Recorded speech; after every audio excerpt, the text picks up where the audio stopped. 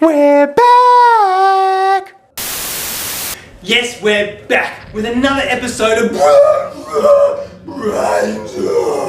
where zombies inspire us to be as awesome as we can possibly be. Now today we have an absolute legend, superstar champion guest on the show. He has written over 90 books, including the Gamer's Quest series and a brand new Royal Flying Doctor Service series, and of course the world famous Yabba award-winning YouTube's books, which were illustrated by the equally legendary James Hart. I think he's sold close to like a bazillion books or something right now, and his name is George Ivanoff. George is safe and sound in his own zombie-proof house right now, so let's see if we can get him on the line. Hello, George. George, are you there? Can you hear me? Yep, I'm here. Adam, are you there? I am, George, and you, thank goodness you're okay. Welcome to... Well, we're going to talk about zombies, because zombies are awesome, and not just in like the face-biting, gut-spewing way, but also in the way that they can teach us to be awesome as well. One of these ways is that they're really persistent. Like, if a zombie's chasing you, you can slice off its arms and stab it in the face with a chainsaw. It just keeps on coming. George, why is it important to be persistent as an author? I think persistence is important because it's a difficult area to break into. Certainly for me, it took quite a long time. I worked it out that there was about 10 years in between the time I sent out my first professional submission to a publisher and the time that my first book was published in 1999. Whoa. So I was a student when I was sending stuff out, so I hadn't much experience, so really it wasn't very good. Looking back on it, I can see why the stuff was rejected, but being persistent and continuing to write and continuing to work on my writing meant that it sort of slowly got better and eventually got good enough to actually get accepted and published. But there was an awful lot of rejection along the way. Yeah, I have heard that authors do get rejection. So, and if you've had a few, how do you push through that? Well, in the early days, it was kind of like I'd put it aside and not do anything for ages. So I think there was a lot of wasted time there. Looking back on it now, I'm thinking, well, if I had just persisted consistently, I probably would have gotten through earlier, but I didn't. I would write some stuff, I would send it off, I'd get rejected, I'd do nothing for months.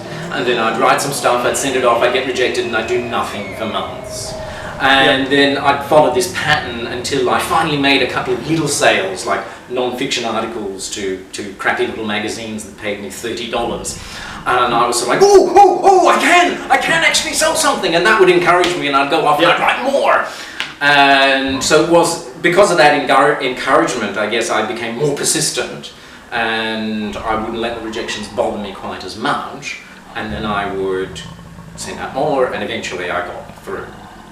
Yeah. But that doesn't mean that I've stopped being rejected. I mean, even now, after 90 plus books, I still get the odd rejection. You write something, you send it off, and the publisher goes, well, that's not actually what we wanted. Try again. Wow. Now, George, it's not just in submitting and trying to get published where you've got to be persistent, it's also in writing the story. So you're going to come up with like so many ideas for like your YouTube's books and all your other ones as well. Do you ever get writer's block, and how do you push through it? Oh, look, I think everybody gets writer's block at some point. And it usually happens at the most inconvenient times. Like you're getting close to deadline and you've got to be producing 2,000 words a day without fail, and you're sitting there and you're staring at a blank screen and nothing's happening up here.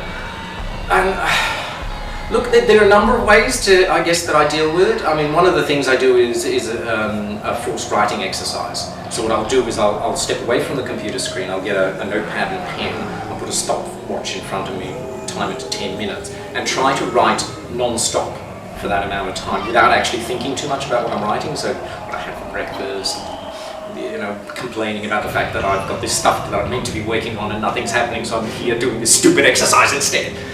And that will sometimes help me push through it. The other thing I'll do is sometimes it's just best to step away and do something else for a little while. And I find jogging helps. If there's ever a plotting problem and I'm stuck and I just can't go on, I'll go out for a 45-minute jog, come back and it's solved. Yeah, and sometimes that getting away, going for a walk or a run, like the answer can just come to you. Yeah, it's kind of almost like the exercise kind of gets your brain moving as well as your body, and you just kind of, there it is. Exactly.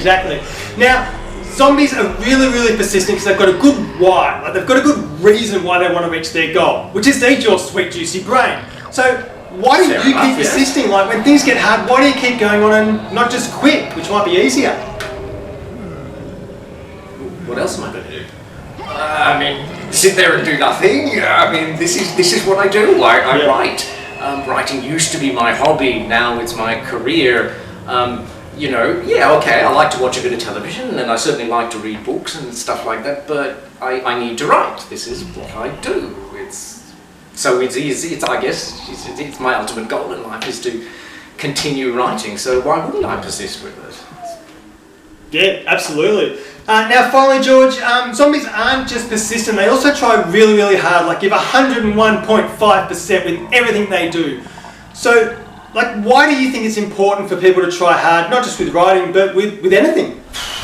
Well, you don't want, half-baked attempts out there, do you? I mean, in terms of writing books, if I just scribble away anything and it's not very good, and it gets published and it has my name on it, people are going to read this and think, well, this guy's a bit of a loser, isn't he? And I don't particularly want that, and frankly, anything that's worth doing, requires a bit of effort. So, yeah, I've got to put the effort in.